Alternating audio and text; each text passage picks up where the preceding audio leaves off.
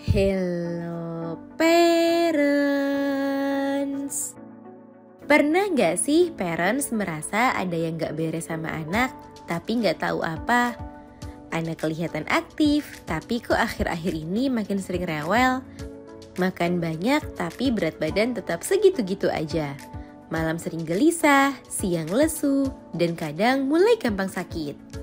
Kita pikir, mungkin lagi masa tumbuh gigi atau cuma kecapean biasa. Tapi ternyata bukan itu masalahnya. Ada satu kondisi yang banyak dialami anak-anak di Indonesia, tapi sering banget nggak terdeteksi sejak awal. Untuk itu, pada edisi kali ini akan kita bahas ciri-ciri anak mengalami cacingan yang perlu parents kenali dan waspadai sejak awal. Yuk kita bahas parents! Sebelum dimulai, jangan lupa support channel ini dengan cara klik tombol subscribe yang ada di bawah agar dunia parenting semakin semangat menyampaikan informasi yang bermanfaat. Nyalakan juga tombol loncengnya ya, agar tidak ketinggalan pembahasan-pembahasan seputar pengasuhan selanjutnya.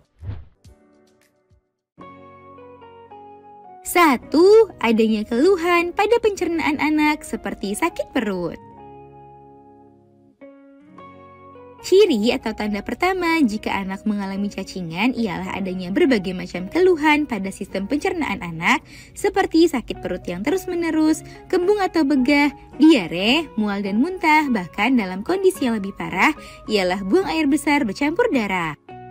Namun umumnya sakit perut ialah keluhan pada sistem pencernaan yang paling sering dikeluhkan saat anak mengalami cacingan. Sakit perut yang dirasakan anak akan muncul secara berulang dan dengan kondisi yang tidak begitu parah. Sehingga jika anak sering mengeluhkan sakit perut, sebaiknya parents dapat memeriksakan anak ke dokter. 2. Sering meludah dan nafsu makan anak berkurang. Sering meludah merupakan kebiasaan yang dapat terjadi saat anak mengalami cacingan. Hal ini disebabkan anak mengalami peningkatan air liur karena cacing. Sehingga jika anak sering meludah, maka parents perlu waspada. Selain itu, anak yang mengalami penurunan nafsu makan juga dapat menjadi gejala cacingan. Jika anak sulit makan, maka berat badannya pun akan sulit naik, yang akan berdampak pada tumbuh kembang anak. 3. Gatal pada bagian anus yang terus-menerus. Gatal pada bagian anus secara terus-menerus juga dapat menjadi tanda cacingan pada anak. Ini dapat terjadi saat anak terinfeksi cacing kremi.